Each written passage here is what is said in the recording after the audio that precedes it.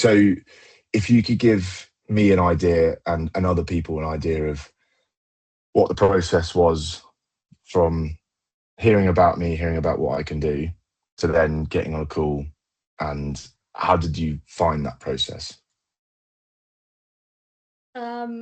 Well, actually, Max recommended you, um, but he said to just look on your Instagram. So I had a scroll through, but like other experts, they all seem very like serious and all of this, but you had quite like a personal view on it because obviously you've been through it, so you know how everyone feels and how hard it is to actually approach the conversation about it.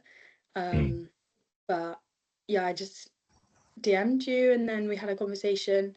Um, and even in that first conversation, it was like you explained it very simply to someone who has no idea about the brain, no idea about how it affects your body, anything like that.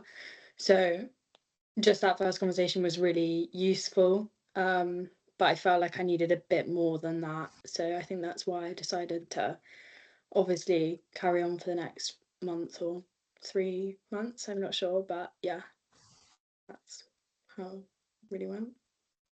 Cool. No, perfect. I'm glad it comes across that way, because I think the whole idea of this came from my personal experience and how I feel like that is my differentiation between myself and clinicians, essentially, or clinics. So I'm really glad it came across that way. So on those, if you go into a bit more detail on those calls, what really sort of sold it for you? Was it just that personal touch, or was it like the portal and the rehab stuff? Like what made you go, yeah, okay, this is the right sort of solution for me? Um,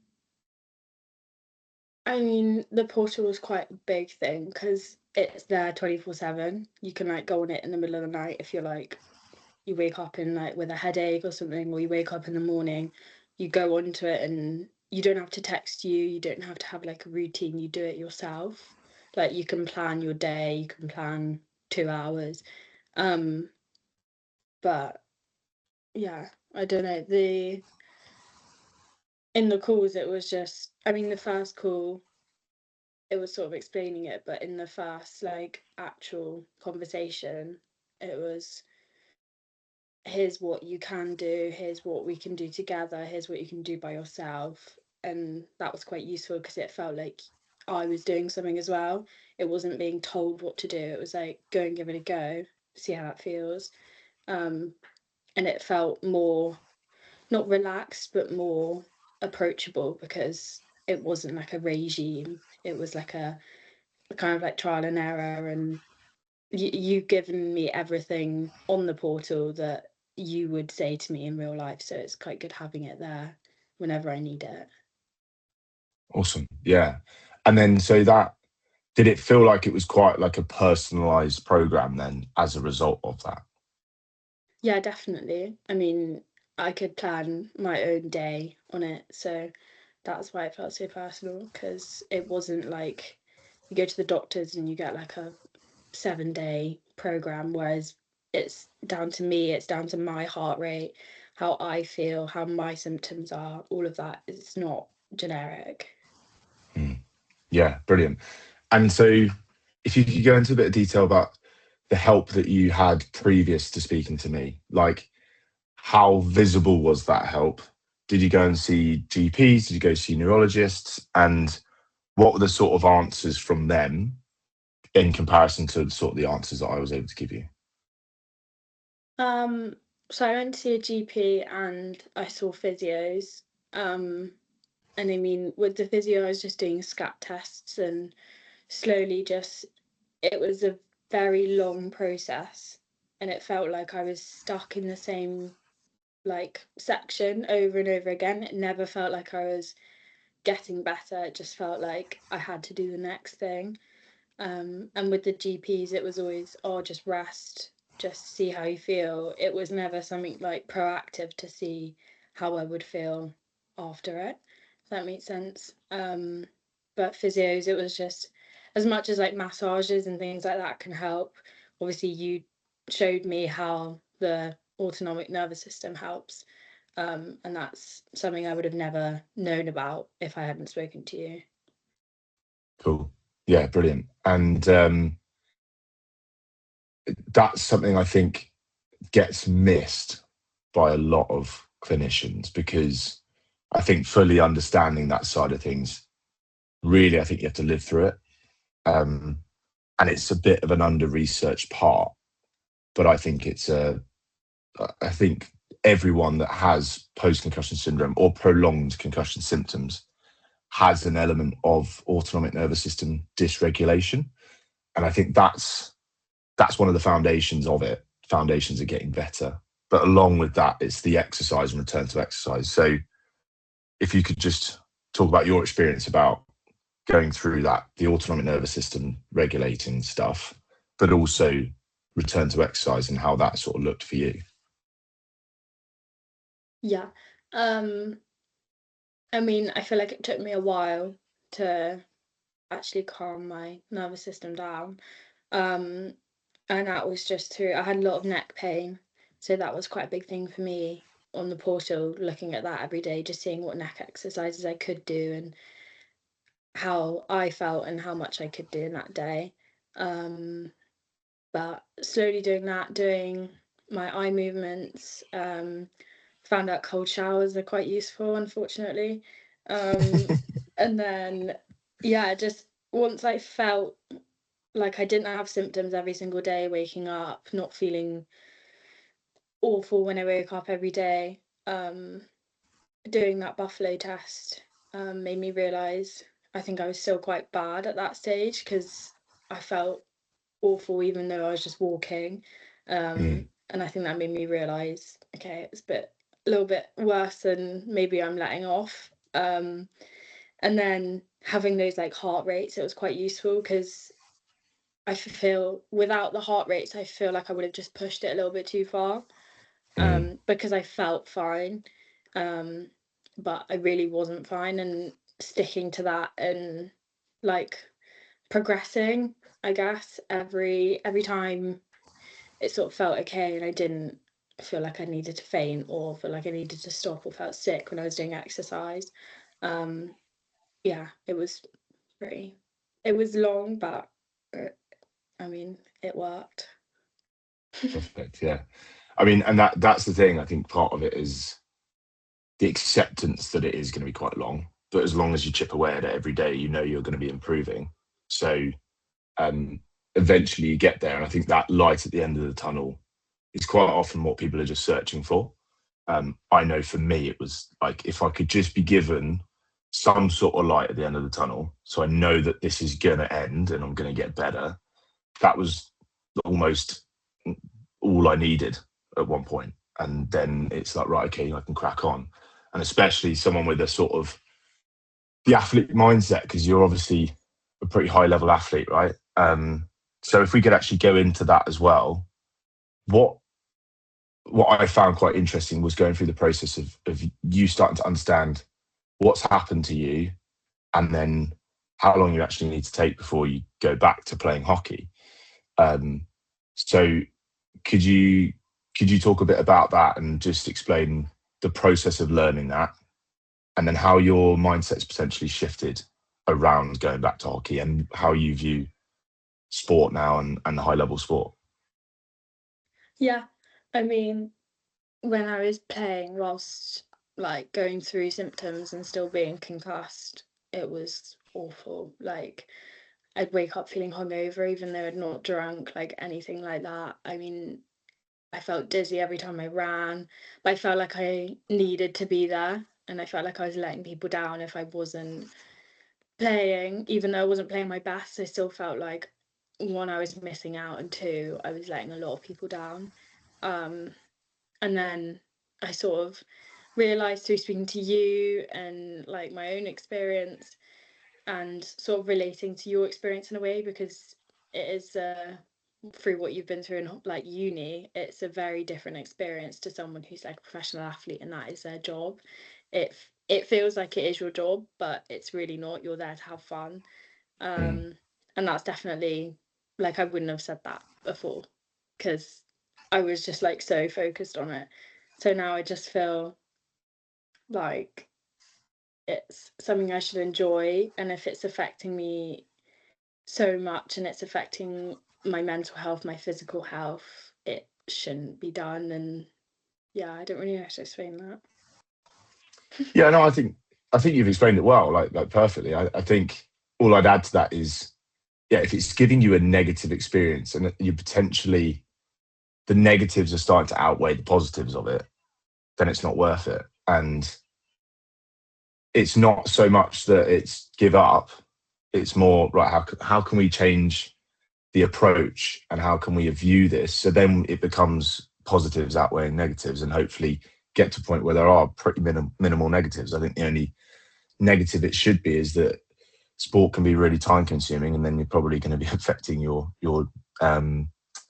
studies in some sort of ways, and that's what the athlete lifestyle at university is just like, unfortunately. But I know I wouldn't trade that for anything, right? So yeah, I think it's changing the viewpoint on like how important it really is and what is importance within that environment.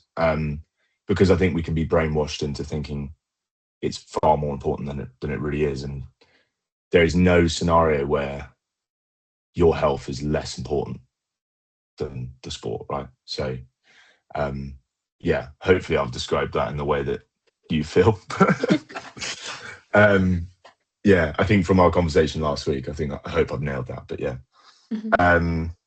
So then, if you could just sort of almost talk directly to anyone out there that's seen my page or seen some videos from me, and they're sort of struggling with post-concussion syndrome or prolonged concussion symptoms, I should say, and they're umming and ahhing about reaching out to me, or they're umming and ahhing about reaching out to anyone, and they're sort of trying to struggle through like you were struggling through.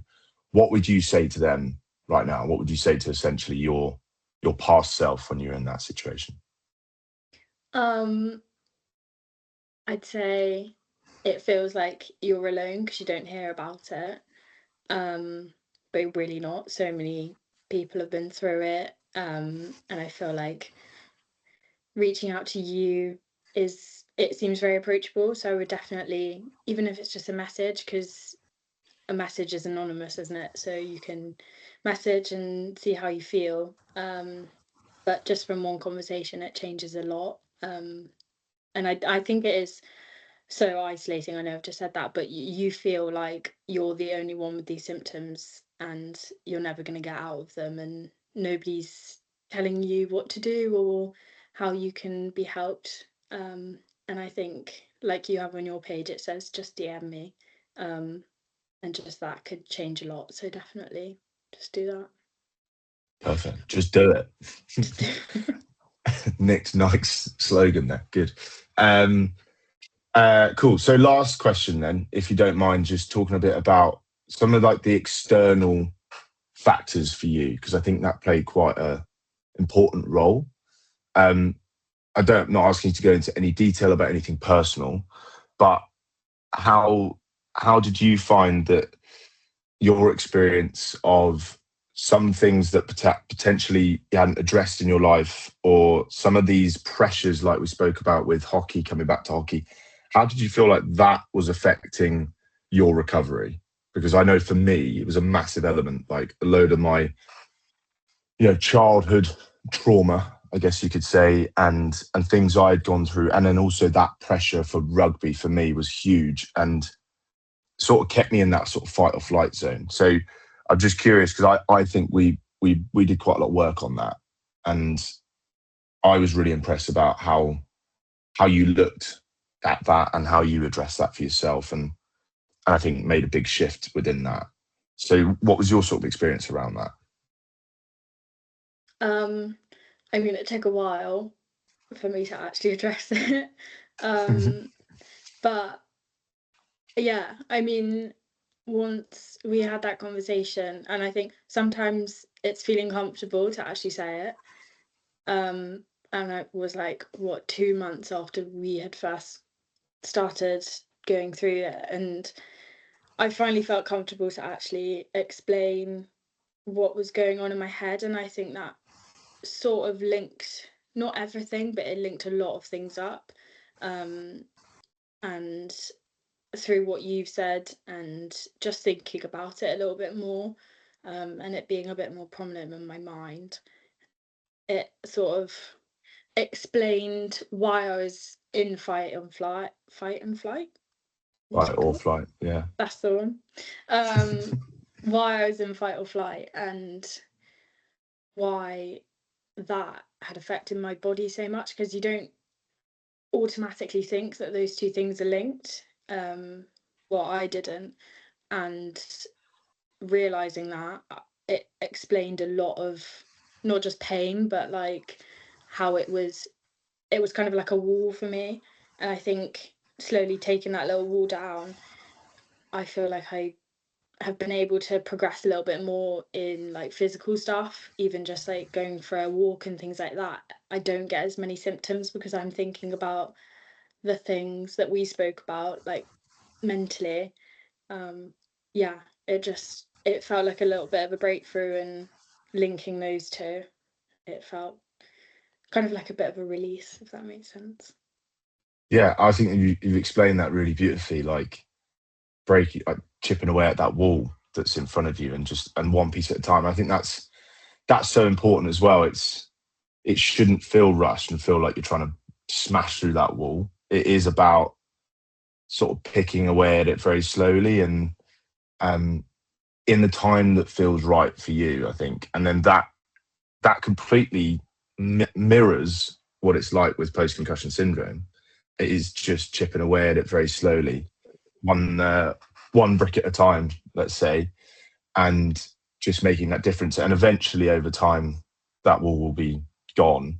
Um, and it is just a matter of time, but you have to sort of keep chipping away at it. But yeah, I think what you also mentioned there is so important is they are completely intertwined, the mental and the physical. And I think we've spoken about a couple of books, haven't we, that are really quite influential in describing that. I think one for me is that the body keeps score, and it's all about how that mental and the physical are intertwined, and how our subconscious mind holding on to something can really deeply affect us. And that is, if you don't mind me saying, something that I saw shifting for you, even if it didn't make a huge difference to literal symptoms.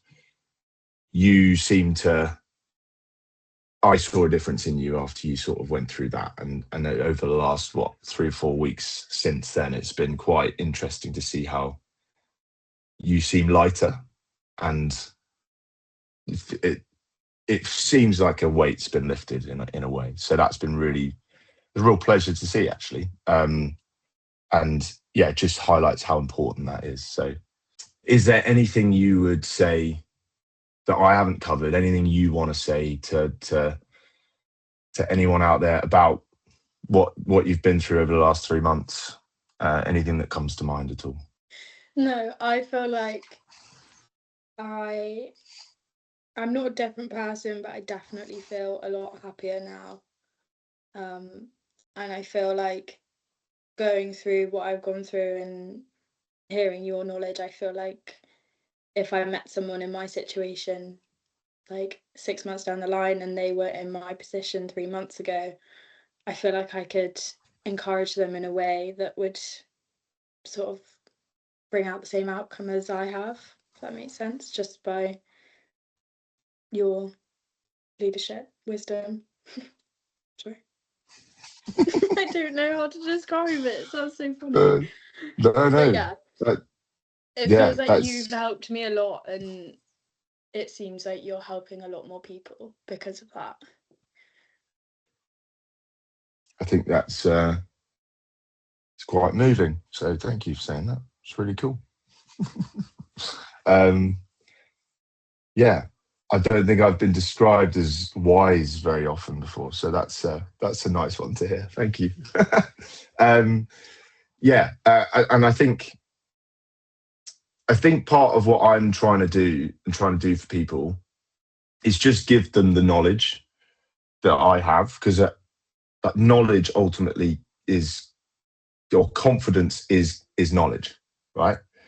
If you have knowledge about a situation, you can be confident in it.